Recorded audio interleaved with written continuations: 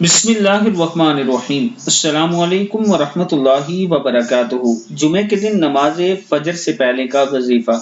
آج میں اپنے چاہنے والوں کو ایک بہت ہی پیارا عمل بتانے جا رہا ہوں۔ اگر آپ جمعے کے دن یہ عمل کر لیتے ہیں تو اللہ تعالیٰ کا آپ پر خاص کرم ہوگا اور آپ کے گناہ بھی بخش دیے جائیں گے۔ حضرت سیدنا انس بن مالک رضی اللہ تعالیٰ عنہ فرماتے ہیں کہ رسول اکرم صلی اللہ علیہ وآلہ وسلم کا فرمان ہے، جو شخص جمعے کے دن نماز فجر سے پہلے 3 بار استغفر اللہ الذی لا الہ الا ہوا واتوب الیہ پڑھے، اس کے گناہ بخش دیے جائیں گے، بے شک سمندر کی جاگ کے برابر ہوں یا سمندر کی جاگ سے زیادہ ہوں۔